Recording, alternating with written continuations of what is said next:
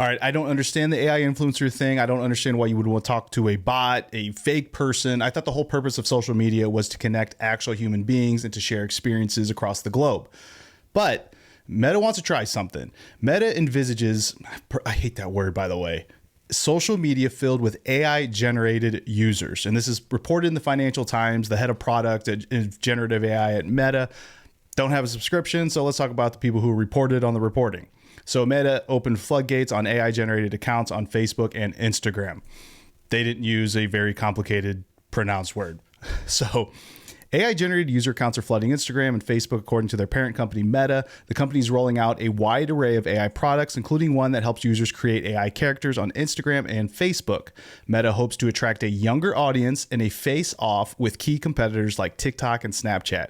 Connor Hayes, vice president of product for generative AI at Meta, tells the London's Financial Times, "We expect that these AIs to actually exist on our platform in the same way that human accounts do." I'm not going to go more into the article. That's the gist of it. There's these AI influencer accounts that are flooding. They should be tagged that they're not real people. But when you look on it, even here, Fit Aitana, they even have AI in the name of this individual. You can see there's interactions.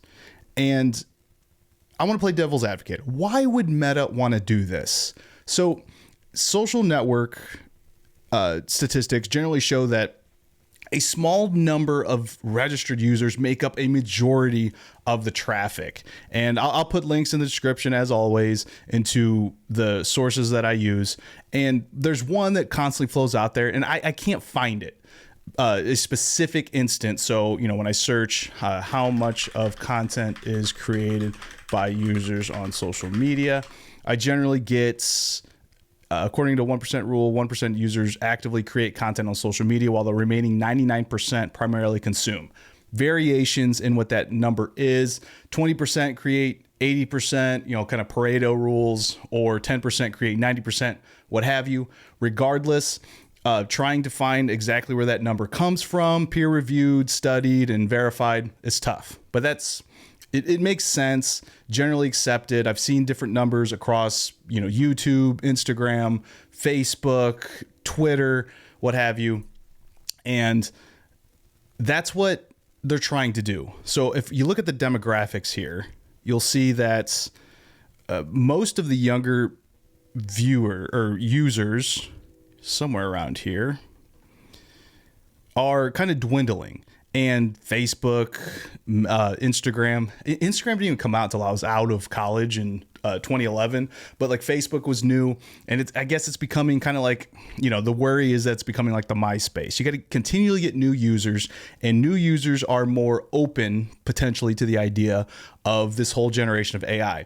But also the individuals that are interacting on here want to interact more. How do we get them to interact more? Well, potentially talking to these fake, very attractive AI models to get them to continually just improve their time on the platform, which drives revenue because of ads, whereas that could potentially be easier than getting additional new users who are on the platform for the sole idea of just getting to talk to these AI models.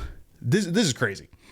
Aitana Lopez, this AI model, I hate even referring to the background of what this person created, because who knows who this is.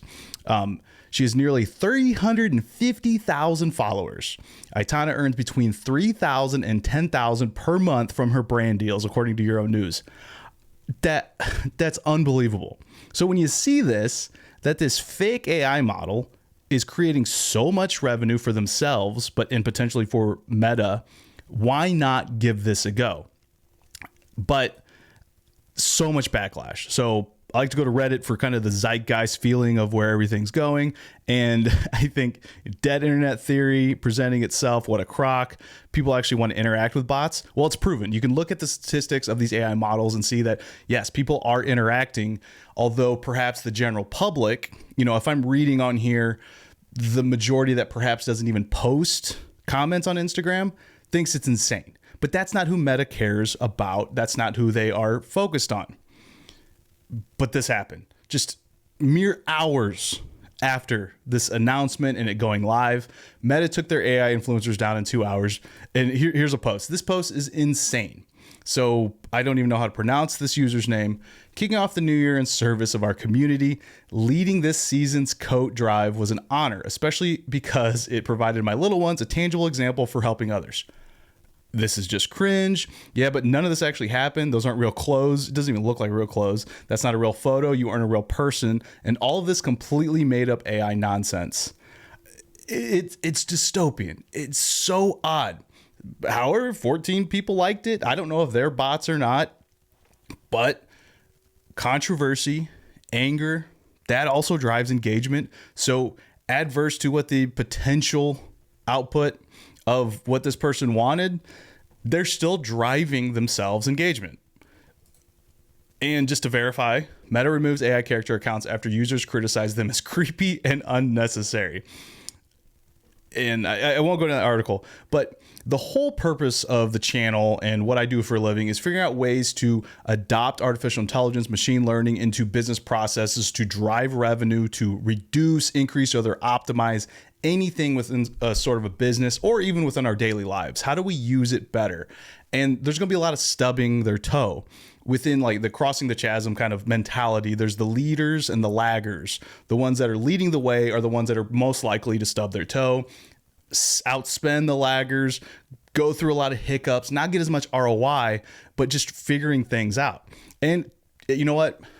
I disagree with it. I think from the get-go, it was kind of an odd thing to try, but they tried it and they didn't know until you actually try it. And that's the whole thing. Paralysis by analysis. Will this work? Won't it? Let the court of public opinion make that decision. In this case, everyone just said, please, this is just insane. And I have not found anything to the contrary. And perhaps that's just because if there's just so much negative pushback, everything gets voted down and not up here. But I think for the most part, the general public thinks that that was just an insane idea.